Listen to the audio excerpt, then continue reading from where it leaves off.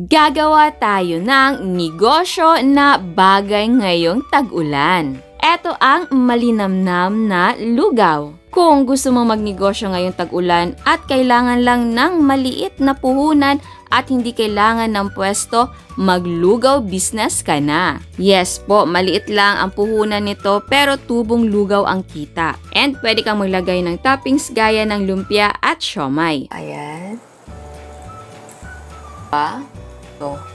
Okay, so una natin gagawin ay bababad na muna natin yung ating bigas. So, dalawang klaseng bigas yung gagamitin natin. Pwede naman isa, ito ang malagkit. Ito naman yung regular na rice. So, kung wala kayong malagkit, pwede na bigas lang talaga. Or kung gusto nyo, malagkit lahat. Tapos, lagyan natin ng water. And hugasan na muna natin to. And then, i-drain na muna natin yung water. Tapos, lagyan natin ng panibagong tubig para maibabad na natin. Ayan, so naitapon na natin yung tubig kanina. Ngayon naman, maglagay tayo ng panibago.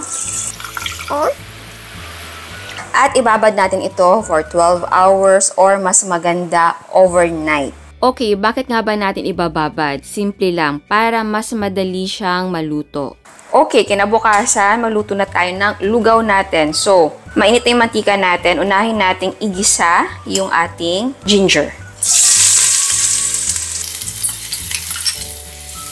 At kapag mabango na at medyo nag-brown na ang luya natin, isunod na natin yung bawang.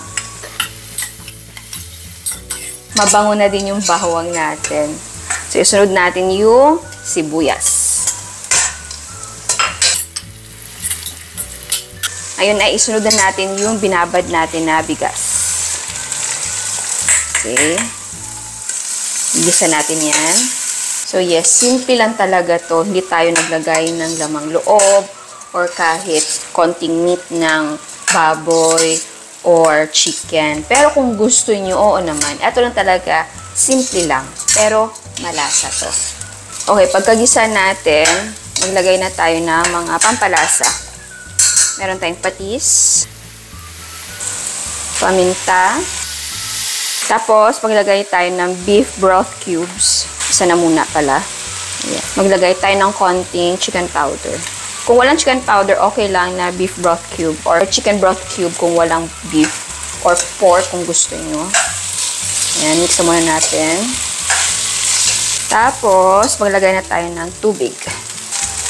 So, marami talaga yung tubig kapag naglulugaw ka. Okay. So, ito naman yung water natin. Dahil mamaya, titignan natin kung kailangan pa magdagdag ng tubig. So, lutuin natin ito until mag-bloom ang ating bigas or kanin. And syempre, mamaya titikman natin kung okay na yung timpla natin. Ayan.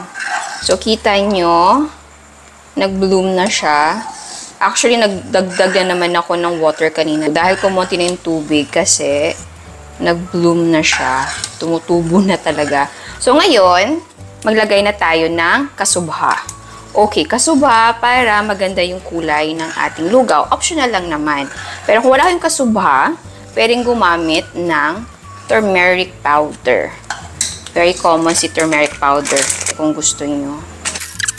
Tapos, continuous lang yung ating paluluto. Okay, namumblema ako dahil yung pot na gamit ko ay mukhang mabibitin tayo sa pot. Ayan o, tutubo pa to eh. So, tignan natin kung ilipat ko siya. So, kapag niluluto ka ng lugaw, constant yung paghahalo para hindi manikit yung bottom. Okay, tinikman ko yung lugaw natin. Nakukulangan pa ako sa lasa. So, magdagdag pa tayo ng beef na broth cube. Oopsie. Tapos, konting chicken powder pa. Yan. Mix natin ito ng mabuti. And, eto na po siya. Okay. Kanina, ganito na yung itsura niya. Pero gusto ko kasi dalawa yung pagpipilian ninyo. So, naglipat ako ng 1/4 ata ito na mixture ng lugaw. Lugaw na talaga to, pwede na. Pero yung grano niya, or yung texture niya, ganito pa. Kung kakainin mo siya, melt in your mouth naman siya. Gusto ko rin kasi na yung para bang ganito. Yung medyo masabaw. Tapos, mas melt in your mouth talaga to. Mas malambot. So, depende na sa inyo kung gusto nyo ganito, masabaw, or ganito. At dahil nagdagdag tayo ng tubig, so syempre, yung lasa niya, medyo nagtabang na siya. So, dagdagan natin ng pampalasa. Yan. So, pwede magdagdag ng asin. Tikman nyo. So, ganito talaga pag nagluluto ng mga savory na food. So, depende na yan sa inyo. Adjust lang kayo hanggang makuha niyo yung gusto nyong lasa. And then, paminta pa tayo. Pwede naman na medyo matabang yung lugaw. Tapos, kapag si-serve na, yung customer na yung magtimpla gaya ng pwede nagdagdagan ng patis or toyo or kalamansi. Di ba yung ganun yung iba? So, kung gusto nyo na tamang-tama na talaga yung lasa pagka-receive ni customer, timplahan nyo ng ayos. Okay, sa kulay naman, expected, dahil naglagay tayo dito ng additional na water. So, naging maputla siya. So, magdadagdag ako ng konting turmeric powder. Eto na po siya. So, next ay yung ating mga toppings. Ayan. So, eto yung ating lumpia. Nagprito tayo. Eto yung isa sa magiging topping natin. Okay, next topping, siomai.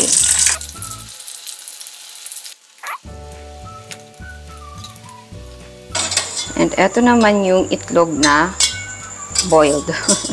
So, eto yung gagamitin natin na packaging. Eto ay 500 ml. Okay, sa toppings, pwede na. Eto lang ilagay mo. Toasted na garlic. May nabibili na toasted garlic para hindi ka mahirapan sa pagtusta. Tapos, spring onions. Eto naman, additional topping. Meron tayong lumpia. Siomai. Boiled egg. Yan. At eto na ang ating lugaw. Simple pero malinamnam at maraming toppings. Ayan, so tikman na natin. Okay, ang bango. Kaya na pa ako natatakam dito dahil ang bango niya. Okay, so tikman natin una, syempre, yung ating lugaw. Ayan. Oh.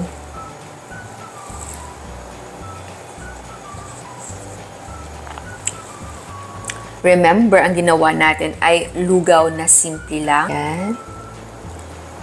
Kung gusto nyo na mas simple pa dito, nako, asin na lang ilagay nyo. Pero ito yung lugaw na malasa na siya. Kasi di ba may mga lugaw na may labang loob, yun yung goto, tapos arroz caldo, yung manok. I-mention nyo pa, anong mga klaseng lugaw. Kung gusto mo na simpleng-simple naman, asin, ganun. Pero syempre, yung panlasa natin ngayon, lalo na nag-i-evolve, marami tayong natitikman. So, best na yung lugaw nyo, lagyan nyo ng konting lasa. Kahit yung sa sabaw nyo, wala mismong, di ba, iba nagpapakulo ng mga buto-buto para may neat na lasa. Dito, hindi ko na yung ginawa para less ang trabaho. So, yung papalasa natin ay broth cube and yung chicken powder. So, again, pwedeng isa lang doon. So, kung regular lang yung bibili nila, lugaw lang and mag-topping ka lang ng toasted na garlic at spring onions. Tapos, syempre, yung iba niyan, gusto na may mga toppings gaya nito. Doon na papasok yung mga gusto mo ilagay na topping. Eto, meron tayong lumpia, fried siomai, and boiled na itlog. Yung iba naman ay chicharon bulaklak. Pwede din na crispy na pork chop, di ba? So, itong ginawa natin ay idea lang, sample, kumbaga. Pwede mong lagyan ng sarili mong twist, pwede mong lagyan ng sarili mong toppings. Yung iba, nga pala, nagtatopping sila yung lamang loob, pwede toppings mo din kung gusto mo. Dito sa simpleng ginawa natin, pwede mo siyang i-elevate. Kung gusto mo talaga na gusto ko mas malasa, gusto ko yung lasa na ilalagay ko galing dun sa pinagpakuluan ng mga buto-buto, pwede. Ito ang talagang pinakasimpleng lugaw na pwede mong gawin kahit sa bahay lang. Ngayon, mismo pwede mo siyang gawin. Kung anong meron dyan sa bahay ninyo, may bigas kayo, bigas lang, maglugaw kayo, pwede.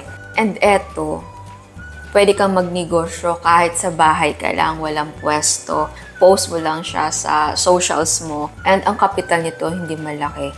Pwede ka mag-umpisa sa 1 kilo ng bigas, kahit nga half kilo, pwede. Lalo na ngayon na ulan, Ang sarap kumain ng ganito.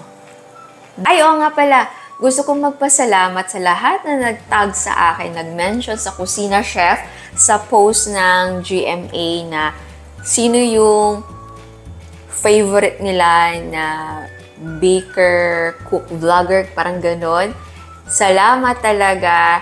Salamat sa suporta. Salamat na alala niyo ako. May nag-mention pa doon na sa Kusina Chef niya daw, unang nakuha yung idea na kahit walang oven, pwede kang mag-bake. Yes po, kahit ngayon, wala pa rin akong oven. Dahil gusto ko ma-encourage talaga lahat ng mga tao na walang oven na kayang-kayang mag-bake. Kahit walang oven, wala ka ng excuse, pwede ka talagang mag-bake. So ayan, sana gustuhan nyo ang recipe natin ngayon. Ciao! At sa mga hindi pa nakasubscribe, please subscribe sa ating YouTube channel and please click the notification bell and please click all para ma-notify kayo sa lahat ng uploads. And please don't forget to like our Facebook page and follow us on Instagram. Thank you!